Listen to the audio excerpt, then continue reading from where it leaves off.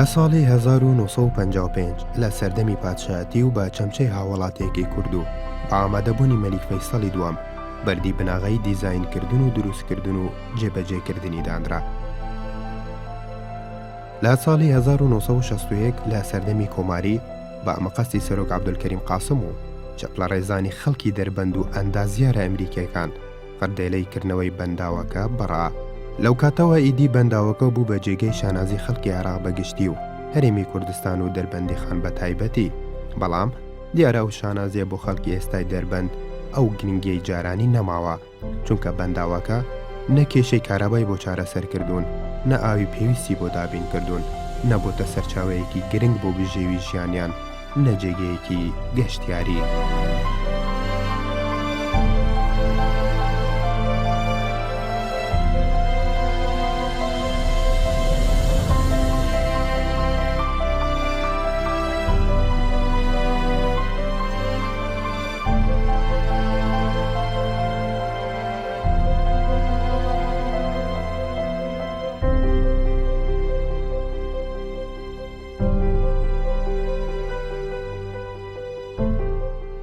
لە دوای جەنگی جیهانی دووەم لە تشرینی یەکەمی ساڵی 1946 دکتۆر هیجن دەستی کردووە بە پشکنین بۆ دەستنیشانکردنی شوێنێکی گونجاو بۆ بەنداوێک کە دەربەندی خانی تەنگەبەری نێوان زنجیرە شاخی بەرانان و زمناکۆی بە شوێنی گونجاو داناوە بۆ ئەو مەبەستە. لە ساڵی 1947 بۆ ساڵی 1948 لێکۆڵینەوە پشکنینی زیاتر کراوە تاکو دڵنیابن کە ئەو شوێنەی پێشنیاز کراوە گونجاوە بۆ دروستکردنی بەنداوەکە.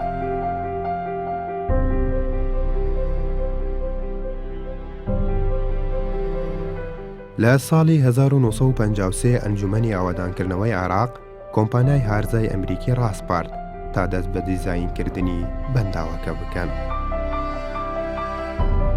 لە ساڵی 1954 دیزاینی بەنداوەکە تەواو کراوە. لە ساڵی 1955 گرێبەستی دروستکردنی بەنداوەکە ئەنجام دراوە.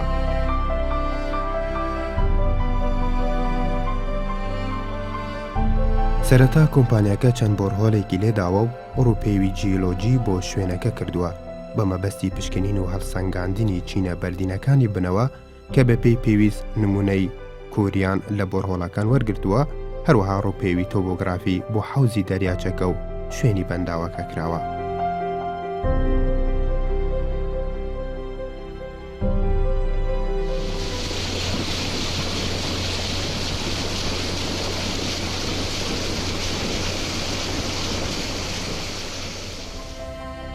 لە تەمووزی ساڵی 1954 کۆمپانیاکە دوو دیزاینی پێشکەش کردووە، یەکێکیان تۆرابی گلبەند و ئەوی دیکەیان کۆنکرێتی، هەروەها تەندەر دوکۆمنتی بۆ هەردوو جۆری بەنداوەکە پێشکەش کردووە.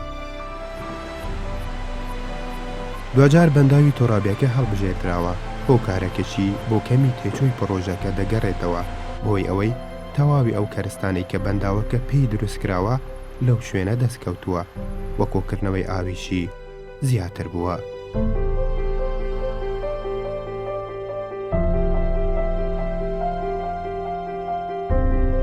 بەنداوی دەربەنی خان لە جۆری ڕۆکفێڵدامە. ڕۆکفێڵدام واتە ناوەخنەکەی لە جۆری قوڕی کوتراوەیە و دەرەوەی شانەکانی لە جۆری بەردە.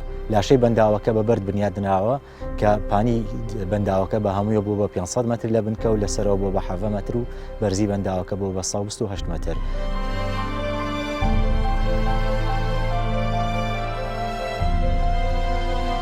بۆ دروستکردنی بەنداوەکە سێ گرێبەس ئەنجام دراون. یەکێکیان بۆ دروستکردنی تونێلەکان بە مەبەستی گۆڕینی ڕێڕەوی ئاوی ڕووبارەکە کە لەگەڵ کۆمپانیایەکی فەڕەنسی ئەنجام دراوە و گرێبەستی دووەم بە مەبەستی پشکنین و درێلین لەگەڵ فەڕەنسی و بەرێتانیەکان ئەنجام دراوە.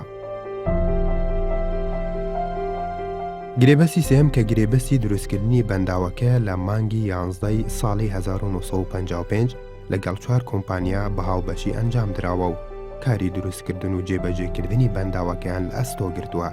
کۆمپانیای جۆنزی ئەمریکی و تێکساس و تۆپ کینگی ئەمریکی و کۆمپانیای بیتۆن مۆنتێربۆی ئەڵمانی دەستیان کردووە بە دروستکردنی بەشە سەرەکیەکانی بەنداوەکە.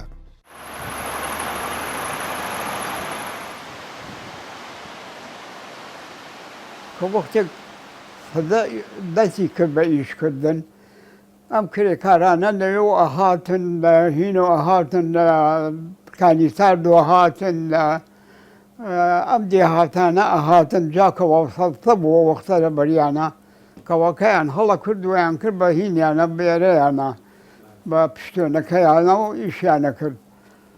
ڕۆژی بە شەش پەنجایی هیوا بوو هیوا بوو بە سێ پەنجایی ئێمە دەستمان کرد بە ئیش سەر ئەو سەدەیە لە بناغەی شەلالەکانەوە ئیشم کردووە هەتا تەواو بووە. 8 ساعت بەس ئۆڤەرتایممان هەبوو لە 6 بەیانی ئەچووین بۆ 5 ئێوارە ئەوە ئۆڤەرتایم ئەیان نووسی ئەوەی جومعەیش ئیشی بکردایە دەبڵ ئەیان نووسی.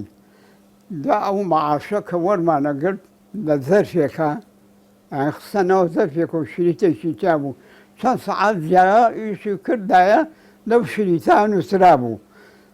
ئەوشووی لەوێ تەماشای ڕەقەمەکەیانە کردی ڕەقەمیان عینێ ئەیانا لەسەر تنگمان تەماشای ڕەقەمەکەیە کرد زەرفەکەی ئایەتی.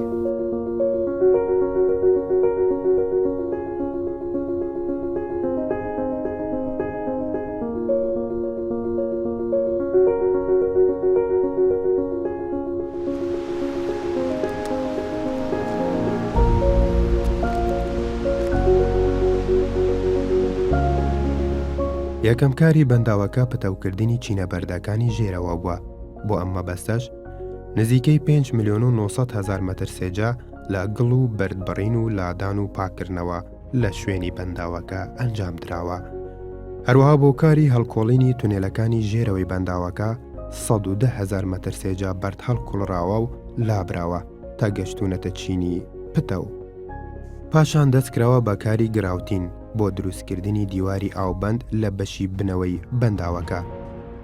بەڵام بەهۆی بوونی لێکترازانێک لە بنی بەنداوەکە دووشانی هەردوو بەردی شاخەکە جوڵاویەکی تیابووە و شوێنێکی لاواز بووە، بۆیە بە درێژایی 700 مەتر و پانی 500 مەتر و لە هەندێک شوێن با قوڵی 100 بۆ 140 مەتر گراوتین و پڕکردنەوە بە ماوادی کیمیایی و چیمەنتۆی تایبەت و بێنتۆنایت بناغی بەنداوەکە بەهێز کراوە و دواتر دەست بە دروستکردنی بەنداوەکە کراوە.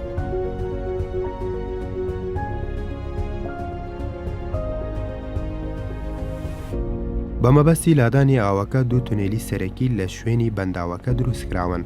تونێلێکیان تیرەکەی 6 مەتر و درێژەکەی 775 مەتر بووە. تونێلەکەی دیکەش تیرەکەی 9 مەتر و درێژیەکەی 662 مەتر بووە. دواتر گۆڕانکاری لەم تونێلانەدا ئەنجام دراوە بە هەردووکیانەوە کراون بە 6 لقەوە بۆ ئاودێری و دروستکردنی کارەبا بەکارهاتوون.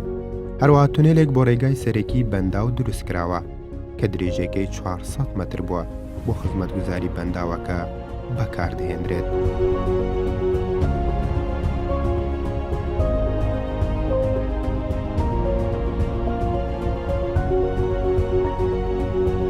بەشێکی تری بەنداوی دەربەنی خان تونەڵی ئەکسێستانێڵی پێوترێت کە بەژێر کەناڵی سەرڕێژەکەیە دەڕوا درێژەکەی 400 مەترە بە قوتری 9 مەتر بە کۆنکریتی مسەلح بنیادنراوە. هەروەها گرێدی لە سا 6 لە ڕێگەی ئەم تونی لەو دەتوانین بگەینە سەر لاشەی بەنداوەکە.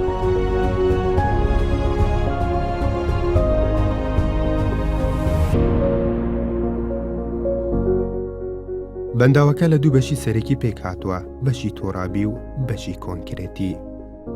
بەشی گڵبەندەکەی لە سێ بەشی سەرەکی پێک هاتووە، کڕۆکی قوڕ و گلی تایبەتی کوتراوەیە.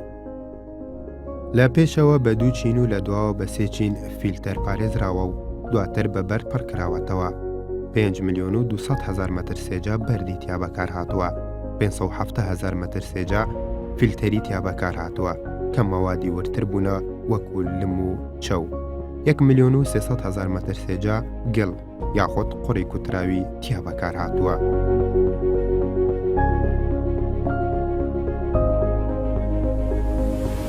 پانی بەنداوەکە لە بنەوە 500 مەترە.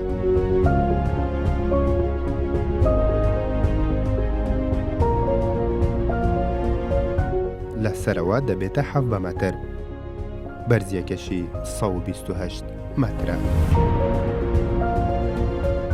لە بەشی کۆنکرێتی بەنداوەکەدا 400,000 مەتر سێجا لە هەموو جۆرەکانی کۆنکرێت بەکارهاتووە کە پەیوەندی بە ئینتەیک کە ئاوی لێوەردەگیرێت لە ڕێگەی تونێلی 6 مەتری و 9 مەتریەوە هەیە.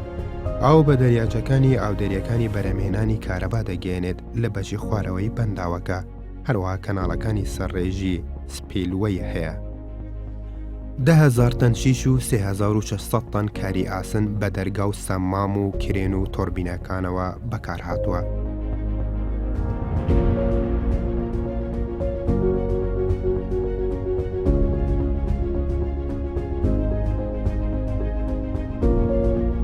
بەنداوەکە دوو ئاستی هەڵگرتنی ئاوی هەیە، یەکەمیان ئاستی سروشتی کە 485 مەتر لە ئاستی ڕووی دەریاوە توانای هەڵگرتنی 3 ملیار مەتر سێجای ئاوی هەیە کە 2.5 ملیار هەڵگرتنی زیندوو و 9 ملیار مەتر سێجا هەڵگرتنی مردوو لە بەشی ژێرەوەی دەریاچەکەدایە و ناتوانرێت سوودی لێوەربگیرێت. دوام ئاستی ئاوی لافاوی 493.5 مەتر لە ئاستی ڕووی دەریاوە توانای هەڵگرتنی 3 ملیار و 800 میلیۆن مەتر سێجای ئاوی هەیە.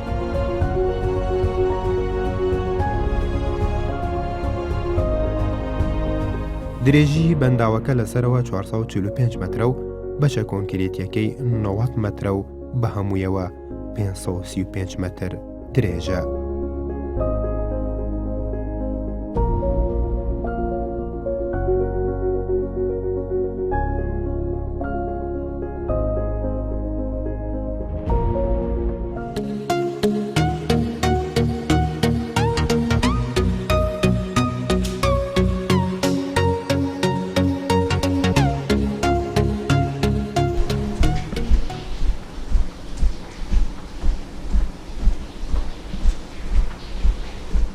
لە ناوەڕاستی بنەوەی بەنداوەکە دوو گەلەری لە لای ڕاست و چەپی بەنداوەکە دروستکراون. ئەم ڕاڕەوانە جگەلەوەی چەندین ئامێری هەستەوەری چاودێریکردنی تێدا جێگیر کراوە بۆ ئاگاداربوون لە ئەو دێزانەی کە لە ژێرەوەی بەنداوەکە دەردەکەون و بۆ چارەسەرکردنی ئەو کێشانەش بەکاردەهێنرێت کە لە بنی بەنداوەکە دروست دەبن و هەر لەوێشەوە کردداری چارەسەری پڕکردنەوەی گراوتینی درزەکان دەکرێت. ئەمە لەوحەیەکە کە ژمارەی ئەو درزانەی کە لەسەر دیواری کۆنکرێتی گەلەری لای ڕاستی بەناوەکە هەن و متابعە دەکرێن بەهۆی ئامێری تایبەتیەوە بۆی بزانین ئەو درزانە گەورا بن یا زیادەکەن یا کەمەکەن. لێرە نووسراوە دەرمەنی خاندان کراک نین ڕایت گەلەر یعنی لای ڕاست ئەمان کراک نەمبەر ژمارەی درزەکانی 25 درزی تیا بەڵام یەکێکی کە خۆمان دروستمان کردووە لەسەرەوە جیادمان لەسەرداناوە یعنی 26 بەڵام لێرە 25 دیاری کراوە. ئەمە ئینیشال کراکویدس کە ئەمە پانی درزەکەیە ویکسەکەیەتی کە کاتی خۆی دیاری کراوە. ئەمە ئینیشال ریدینگ ئێمە ئەمە ئەخوێنینەوە بەهۆی ئامێرێکی تایبەتی کە کراکمیتەری پێوترێ و هەروەها ئامێرێکی دیجیتالیش لەسەر هندێکیان دانراوە کە بە شێوەیەکی دیجیتالی خۆی ئەیدا بە کۆنترۆل ئۆفیس کۆنترۆلی خۆمان.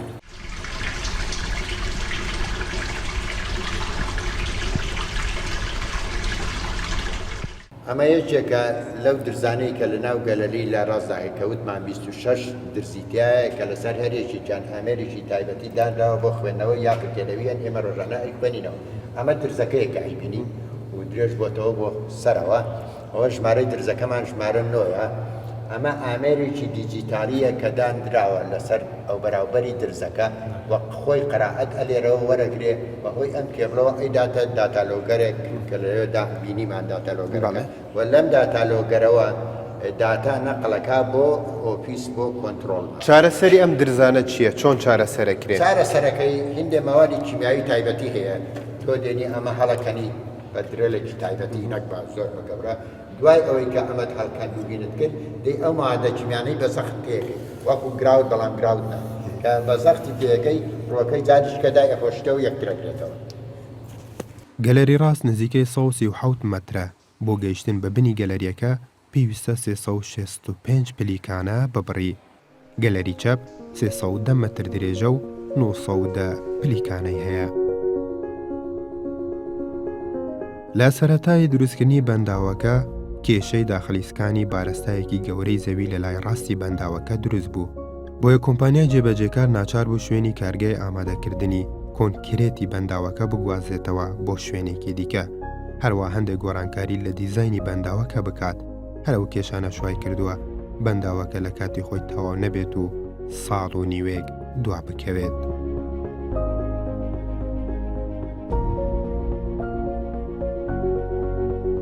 لە کاتی تەوابوونی بەنداوەکەدا 39 گوندی ناوچەکانی سەر و بەنداوەکە ژێر ئاوکەوتون.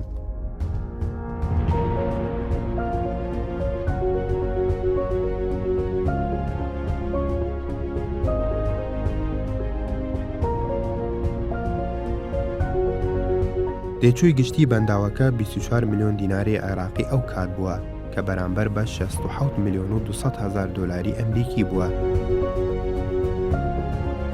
جگە لە کاری وێزگەی بەرهەمهێنانی کارەباکە کە لە هەشتاکاندا ئەنجام دراوە. ڕووبەری ناوچەی ئاوتێزانی بەنداوەکە، ئەو ناوچانەی کە ئاوی لێوە دەڕژێتە ناو بەنداوی دەربەندیخان، 17,800 کیلۆمەتر دووجایە کە لە سەدا 97 ناوچەی شاخەویە و لە سەدا 3 پێدەشتیە.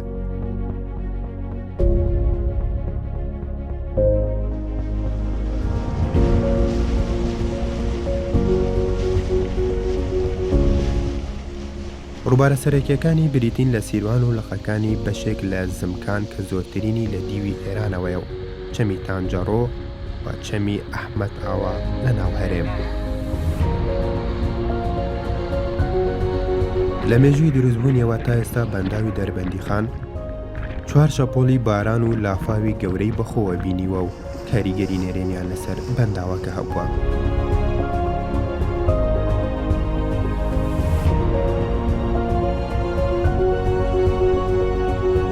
لە ساڵی 1969 5 ئەوەندەی توانای کۆکردنەوەی ئاو ڕژاوەتە بەنداوەکە.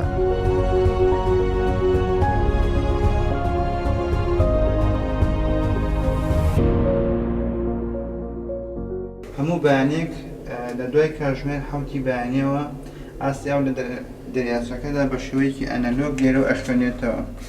بۆیە لەم شوێنە دیاری کراوە ئەم ئامێردانراوە بۆی هیچ شەپۆلێک و بەرز و نزمێکی سەر دەریاچەکە کە شەپۆلەیە تەسیری تێناکە لێرە و سابتە لێرە.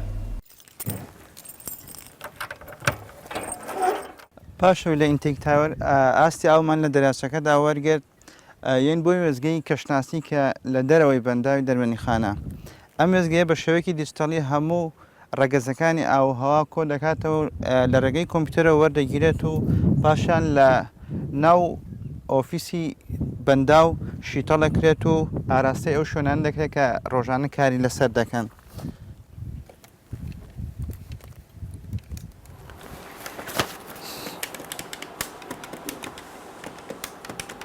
469 17 1.3242 پاش هەڵگۆڕکردنی داتاکان لەگەڵ وەزگەی کار و ئاویدا ئێستا داتاکان لە ڕێگەی ئینتەرنێتەوە ئاراستەی بەغداد و هەولێر دەکەن کە بەڕێوەبەراتی گشتی بەندا و کۆگاکانی ئاو لە بەغداش سنتەری سەیتەڕەی کۆنتڕۆڵی ئاوی هەیە لەوێ دەبێت پێش کاتژمێر 8:30 هەموو ئەو زانیارانەی لە هەموو بەنداوەکانی عێراق کۆ بکرێتەوە و پاشان لە ڕێگەی فۆرمێکی تایبەتەوە ئاراستەی وەزارەتی سەرچاوەکانی ئاوی عێراق و ئەنجومەنی وەزیرانی عێراق دەکرێت بە مەبەستی بەدەوڵاتچوون و زانینی هەموو ئەو زانیارانی ئاو لە عێراقدا.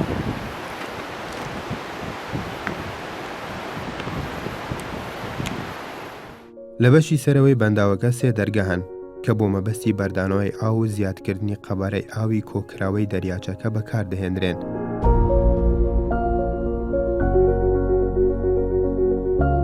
بەرزی و پانی هەر دەرگایەک 15 مەترە و کێشی هەر دەرگایەک 90 تەنە.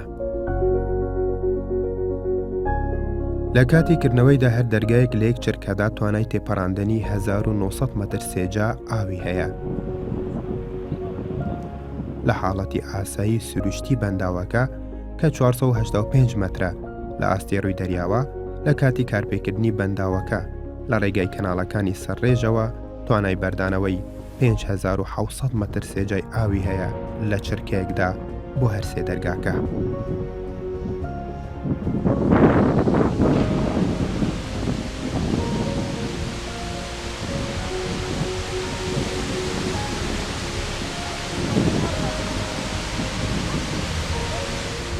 ئەم کۆنتترۆڵە لە دوو بەش پێگە بەشی کارەبایەکەی کە ئەم بەشەیە لەگەڵ بەشی میکانیکەکەی کە ئەم بەشەیە بەشە کارەبایەکەی بریتێ لەم ڕیلەی و کۆنتاکتەرانە کە عازەیە بە بەشە بەم ماتۆڕانی لە بەشە میکانیکەکەیە بۆ ئەوەی دەرگاکان بەرزونزم پێ بکرێت. بەشە میکانیکەکەمان ئێمە لێرەیە لەم تانکە هایدرۆلیکە پێک هاتووە کە نزیکەی 6,000 لیتر هایدرۆلیک بە ئایزۆی تایبەتی دەرگاکان و بە کۆدی تایبەت کە لە دەرەوە بۆمانێت هایدرۆلیکی تایە و ئەتوانین کۆنتترۆلی دەرگاکانی پێ بکەین بمانێ بیکەینەوە یا دایخین لە شوێنێکە بمانێ بیوەستێنین کۆنتترۆلیش دەستی خۆمانەهاتێت.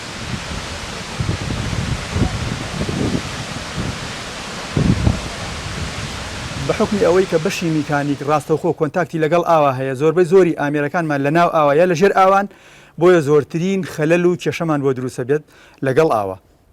ئێمە ئێستا لەسەر ئینتێک تاوەرین یەکێک لەو سیستەمە هەرە گرنگانەی بەنداوی دەربەنیخان سیستەمی ئینتێک تاوەرە ئینتێک گەیتە واتە ئینتێک گەیت سیستەم. ئەم سیستەمەش لە سێ دەرگا پێگێت هەر دەرگایەکی لە قوڵایی 75 متر لە ژێر ئاوا دانراوە بەهۆی لینکەوە بەسراوە بە سێجێکی ڤێرتیکاڵی بە توانای 1750 کیلۆ نیوتن واتە 175 تەن. ئەمەش هەر کۆمپانیای میتاڵنای سلۆڤینی لە ساڵی 1970 دایناوە وەختی خۆی ئەم سیستەمەش سیستەمێکی میکانیکی بووە بەهۆی ئەم کرێنەوە کە کۆمپانیای ئەردەلیتی ئەڵمانی دایناوە هەر لەگەڵ دروستکردنی بەنداوەکەی ئەم کرێنەشی داناوە بە توانای بەرزکردنەوەی 132 تەمی هەیە. ئەم کرێنە بەکار هاتووە بۆ بەرزکردنەوە و داگرتنەوەی دەرگاکان هەروەها بۆ هێنانە دەرەوەی دەرگاکانیش لە کاتی مەینتێنانس و کاری چاکسازی تایە. دەریاچە ئاودێریەکان لە کاتی کردنەوەیاندا توانای تێپەڕاندنی 525 مەتر سێجە ئاویان هەیە لە چرکەیەکدا. یەکەکانی کار و ئاوی لە یەک چرکەدا توانای تێپەڕاندنی 340 مەتر سێجە ئاویان هەیە.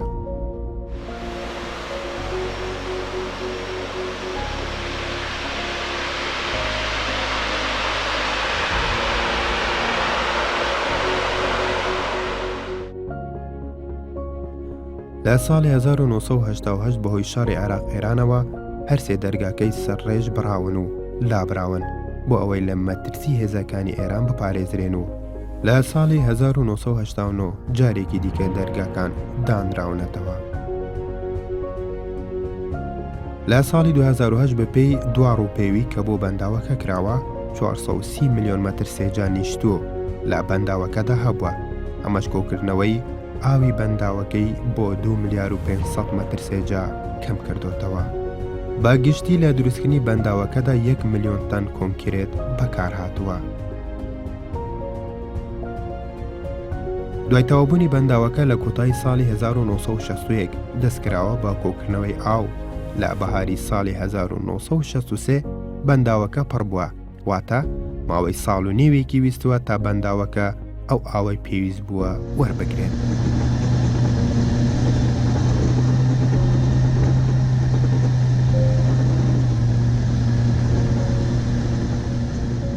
مەبەستی دروستکردنی ئەم بەنداوە هەر لە سەرەتاوە بریتی بووە لە کۆکردنەوەی ئاو لە وەرزی باران باریندا پاراستنی ناوچەکانی خوار بەنداوەکە لە مەترسی لافا و بەکارهێنانەوەی ئاوی کۆکراوەی دەریاچەکە بۆ ئاودێریکردنی زەویەکانی کشت و کاڵیەکانی خوار بەنداوەکە لە وەرزەکانی بێبارانیدا و هەروەها بەرهەمهێنانی وزەی کارەبا و ڕەخساندنی ناوچەیەکی گەشتیاری و بەرهەمهێنانی سامانی ماسی کە بووە بە سەرچاوی بژێوی بەشێک لە ناوچەکانی دەوروبەری دەریاچەکە.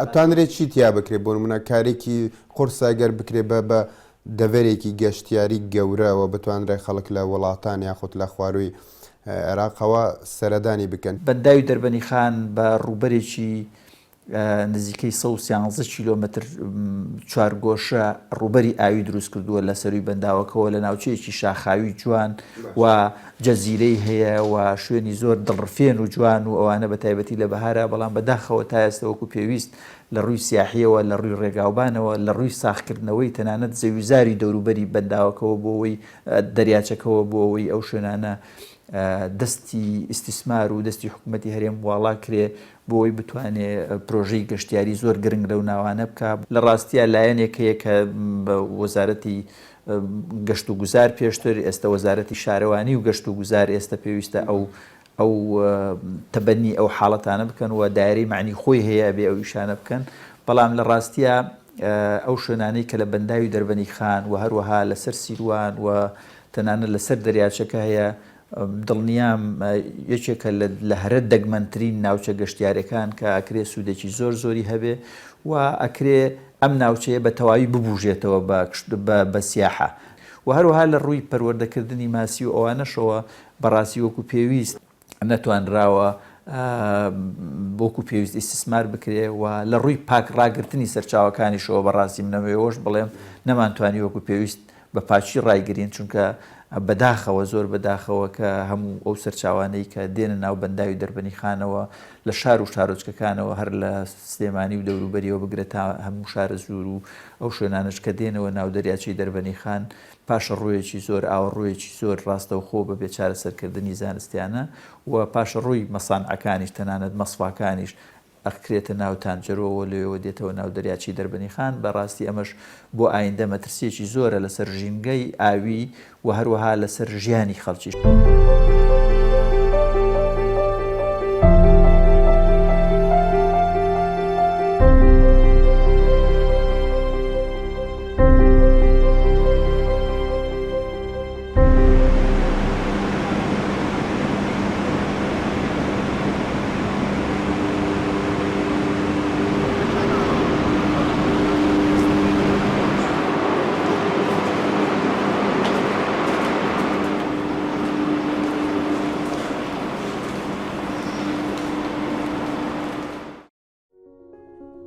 وێزگەی کار و ئاوی بەنداوی دەربەندی خان لە ساڵی 1970 لەلایەن کۆمپانیای میتسوبیشی یابانیەوە کە بەڵێندەری سەرەکی دروستکردنی باڵەخانەی وێزگەکە بووە دەستکراوە بە دروستکردنی وێزگەی کارەبای دەربەندی خان.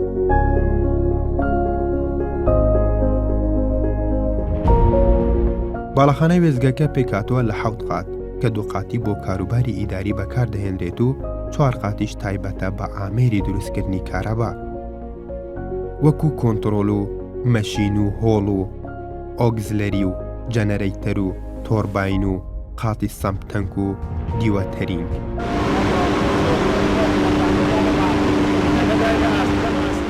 وێزگەکە پێکاتوە لە سەیەکە بە توانای 83 مێگاوات کە دەکاتە 249 مێگاوات.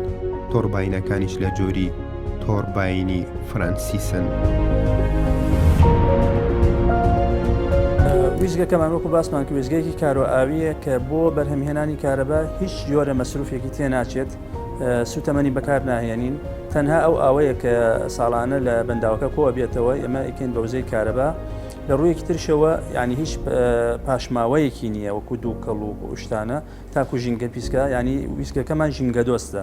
باشتر وایە حکوومەت هەرێم بایەخ بە ئەو وزانەی کە وزەی پاک پێوترێت بۆ یا وزە نوێبەکان وەکو وزەی کار و ئاوی، وزەی خۆر، وزەی با، ئەمانە وزەیەکی ینی کە بەردەوامن و تاو نابن و مەسرفشیان نییە، کاریگەریشیان لەسەر ژینگە ئەتوانین بڵێن کاریگەرێکی نەرێنی نییە. وێزگەکە لە ساڵی 1984 تەواو بووە، بەڵام بەهۆی نەبوونی هێڵی 132 کیلۆڤۆڵت ئیش بەیەکەکان نەکراوە. لە ساڵی 1970 بۆی نزیک بوونەوەی ئێران لە بەنداوەکە وێزگەی دەربەندی خان بە گرتنی لووتکەی زەواڵی ئامێرەکان گوازراونەتەوە بۆ وێزگەی هەڵمی بێجی و باشووری بەغدا.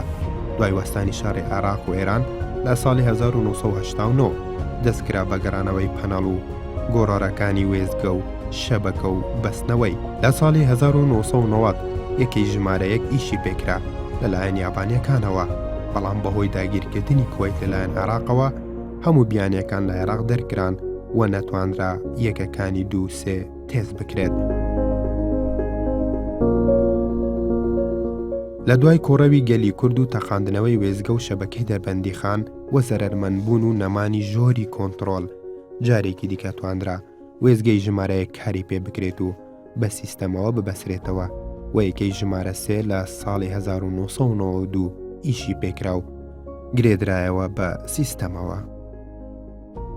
وێزگەکە بەردەوام پێویستی بە بودجەی تایبەتە بۆ دایم چاکسازیکردن تایە، چونکە هەموو وێزگەیەک هەموو پارچەیەک پێویستە، بەڵام توانرا لە ساڵی 2010دا بە بۆنەی کۆمپانیای کارلۆگاڤازیەوە کۆنتترۆڵی وێزگەکە لە ڕیلەیەتەوە بکرێ بە DCS.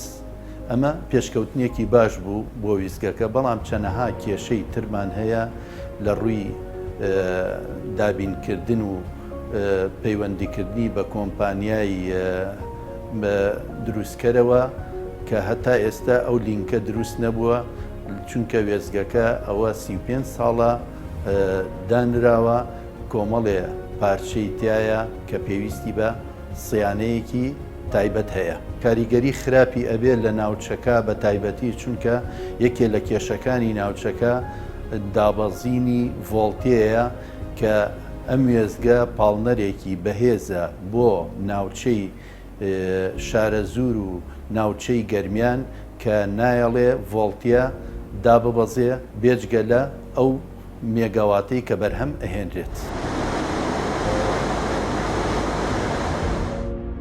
بۆ ئەوەی فریکوێنسی بەجێگیری ڕابگرێت پێویستەیەکەکان بە خێرایی 187 خول لە خولەکێکدا بسوڕێتەوە.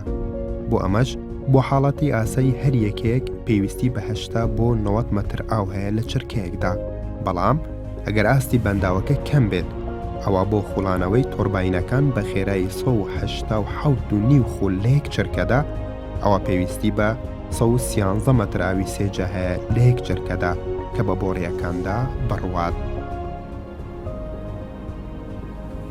وەڵی دەرگاکانمان ناکرێتەوە، هیچ کێشێکشمانی هەموو شتێکشمان ئاسایی ئەوەستر ناکرێت. لە بەشی کۆنتترۆل و مۆنیتەرین کارپێکردنی یەکەکان و چاودێریکردنی هەموو بەشەکانی وێزگەکە و دۆزینەوەی کێشە و چارەسەرکردنیان بە شێوەیەکی ئەلکترۆنی و لە ڕێگەی مۆنیتەرینەکانەوە ئەنجام دەدرێت.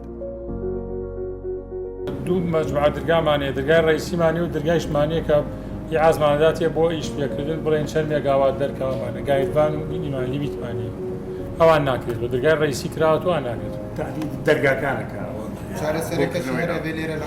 وەڵی لە ڕێگەی ئەمەوە چارەسەریەکەین جاری وایە و کێشانەی کە هەمانە با بڵێن خۆتوەیەک تێپەڕێن تا ڕەبچەکە بە جاری واشەیە لەسەر مۆقع بەچی دەستکاری بکەین.